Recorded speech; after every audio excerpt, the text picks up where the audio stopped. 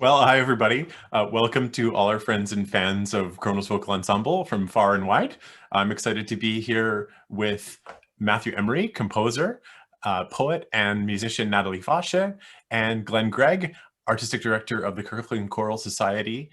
And I am Jordan Van Biert, artistic director of Kronos Vocal Ensemble, and we're here to have a little conversation about the next phases of the Breathe project. You may have seen our earlier videos announcing the project and explaining a little bit about the background, and in particular the story of our supporter David Almond, which kind of inspired this whole project, in which you can hear more about in those earlier videos from this fall.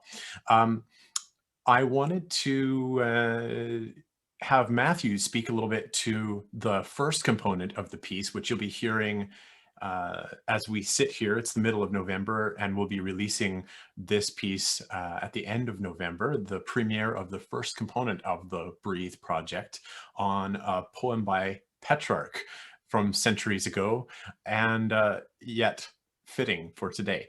Matthew, why don't you tell us a bit more? Thanks. Hi, everyone. I'm happy to be here. So this first piece, Breathe, like Jordan said, sets the Italian poet Petrarch's poetry. And he was writing this in the 1500s during the bubonic plague. And so he was writing about his life and his worries that the air was unsafe. He wasn't sure if he could go outside. There was a lot of uncertainty. And that's relevant and resonates with us today during the COVID-19 pandemic. The poem speaks about uneasiness, but it also speaks about finding truth and finding love and courage and wisdom. And I use those as pillars in the piece, and I use them as structural moments that can diverge from A ideas and B ideas. And part of the piece is set in a homophonic way, so everybody is doing the same thing at the same time. And other parts of the piece are set more polyphonically, where the soprano has a main melody and the rest of the choir is humming underneath.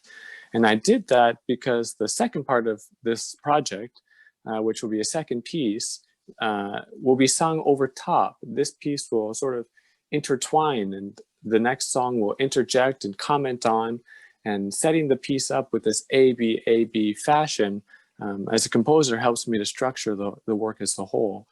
So I'm looking forward to hearing this piece, and hopefully you'll stick around and contribute to the project. Thanks. Thanks so much, Matthew.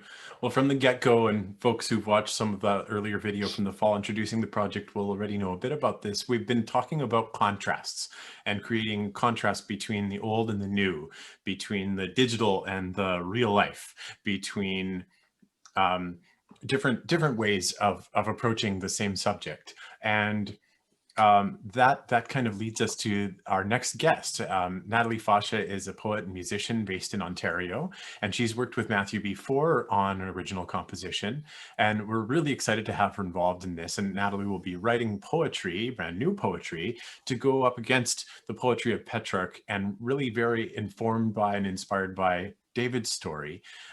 And it's her text that will be the underpinning for the next component of this piece, which will all come together next spring. Natalie, tell us a little bit about what you're working on. Thank you. It's wonderful to be here. I'm taking inspiration from David's story and his story about his mother getting ill with COVID-19 and that journey that they were on together until she passed away. And I'm exploring the theme of life and death, and wanting, at some point, his mother wanted to die while being ill, and he did not want that. And I found that very interesting to explore, and how hope presents itself in different ways, and those timeless topics that Matthew just mentioned about love and courage and wisdom showing up in the same way universally and also very specifically. Thank you.